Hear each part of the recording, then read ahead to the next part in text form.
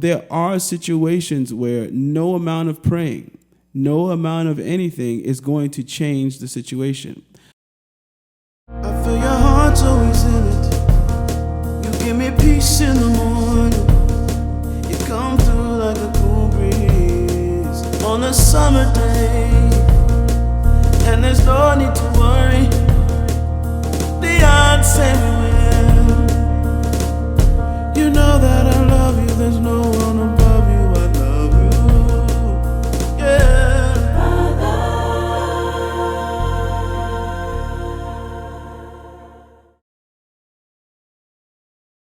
I've been spending time with the Lord over these last few months, especially since the pandemic started and the lockdown began. When the lockdown began, me and my wife were working really, really hard. I was working as a 5th and 6th grade math teacher. Very, very, very demanding. My wife works for a college managing their food and beverage department. With my job, teaching can be, the full day of school plus all of the grading and all of the other work associated with teaching can take up a lot of time. And so I was feeling a disconnect between me and God. I was feeling like work had taken away from a lot of my worship time, my personal devotion, reading the word, so on and so forth. And I was asking God for more time with him. And I know that that is not something that's uncommon for a lot of believers who, especially in America, where the pace, it seems like everything is so demanding. There's competition, there's pressure to work, there's pressure to outwork your peers. The grind of everything can cause you to really diminish your time with the Lord, your time developing yourself spiritually. When the pandemic happened, what we saw happen was everything shut down. For my school, we did go to distance learning almost immediately. We just happened to be like on spring break when the schools officially closed for a week. That was already a pre-planned week off. And then we went right into distance learning. And the difference was tremendous. Like, it was a lot less that I had to do personally as a teacher working distance because everything was digital, so grading became a lot easier.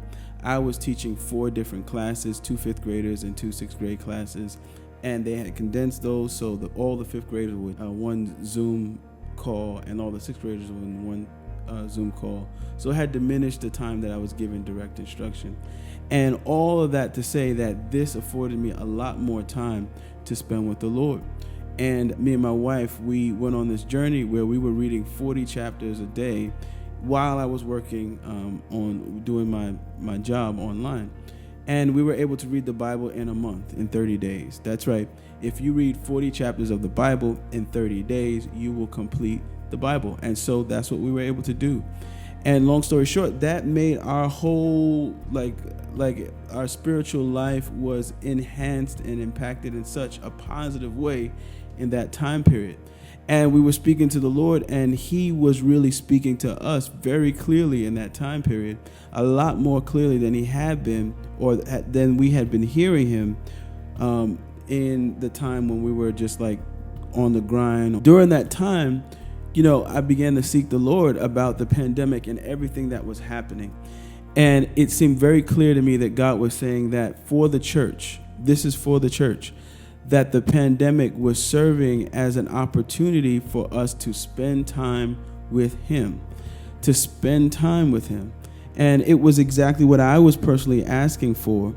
But that he did that, or that the pandemic took place, I think a lot of other people were yearning for time with him as well. Now, I don't want to take lightly the suffering that has occurred during this COVID outbreak. I know a lot of family members. There's a lot of people who lost family members. There's a lot of people who lost jobs. And you're wondering even right now how you're going to pay your bills, how you're going to get along. And there's upcoming now, there's an eviction crisis beginning in our nation. So I know that the pain and the struggle is real. And I know that people are enduring a lot of problems. So I don't want to in any way diminish that. But I will say this, that this has become, I believe, an opportunity for us really as the body of Christ worldwide to reassess what we've been doing in our churches and how we go forward from this moment. It pains me a little bit, it grieves me a little bit when I see churches in a rush to open. Not because necessarily God doesn't want us to gather together in a corporate, in-person way, but because I wonder if pastors have taken the necessary time to seek the Lord about the way forward. There seems to be a rush, not by all ministries, but by some of them, to get back into the building and get back to business as usual, where 2020 is anything but usual. So an unusual situation may cause for us to take an unusual approach for our way forward. God is definitely speaking to us through what we see transpiring all around us, and we need to take the time to seek God. And that's what I believe this season is about. I want to point to an example in the Bible.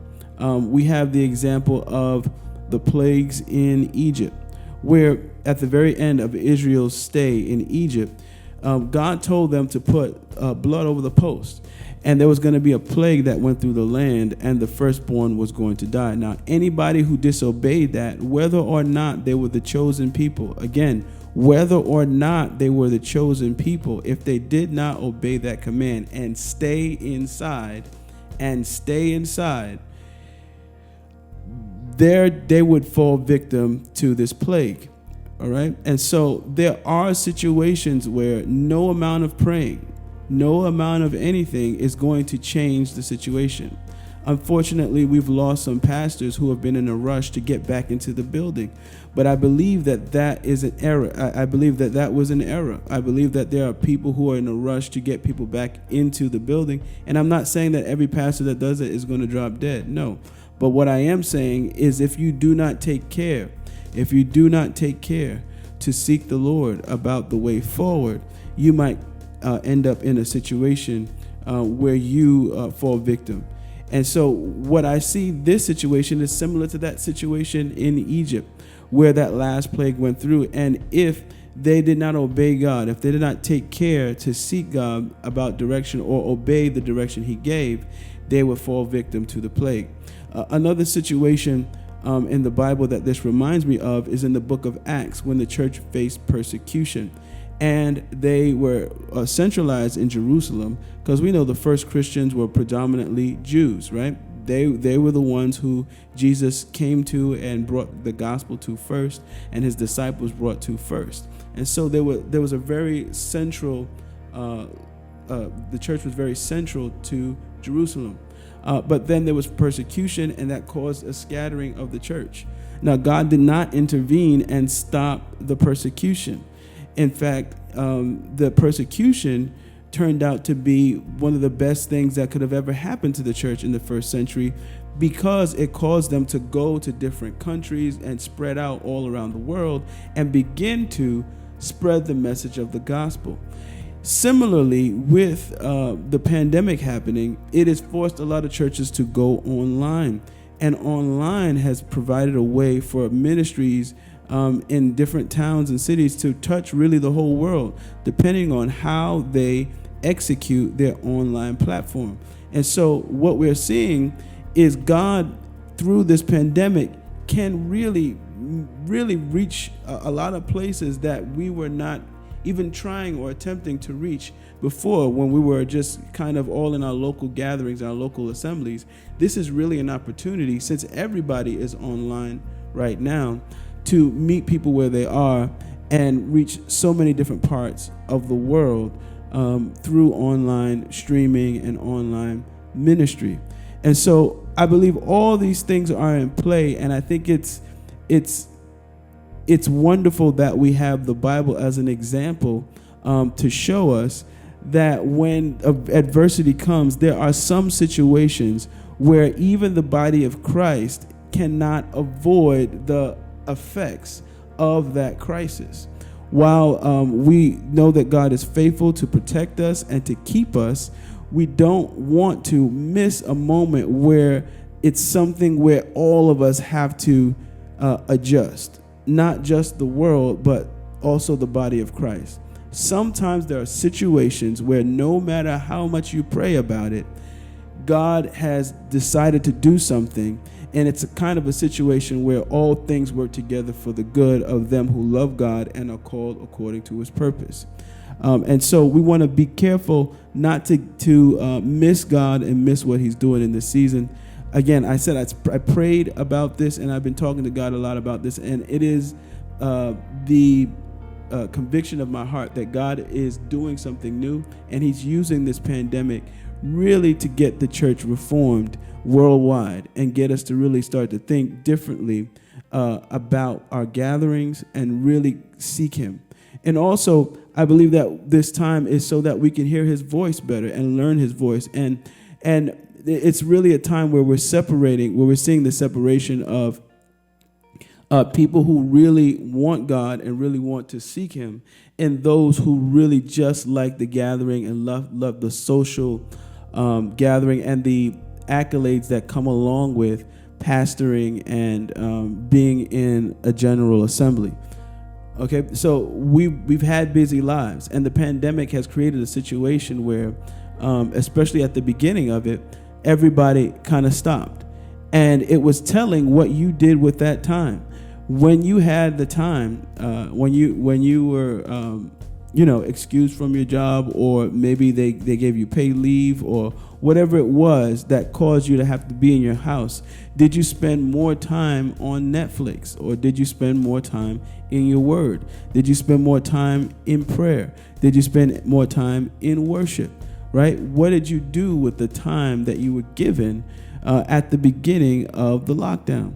This is very important. This is key. And so we want to make sure that our hearts are pure before God, and that we really who we say we are. If we say we love God, then given the opportunity to spend more time with him, we would take full advantage of that time. I likened it to this. If you were in a relationship with someone and that person loved you or said that they loved you, and you knew that they had the whole week off and they didn't spend that time calling you, and like they knew you were available to talk to them, and they didn't call you and you didn't hear from them, and there was no increase in your interactions whatsoever, you would give pause. Or, wait a minute, this person has more free time and they don't want to talk to me, right? And so when I look at that situation, or if you look at that situation, think about how God feels about that. You've gotten more time to do whatever thing, and you've chosen to spend that time being entertained.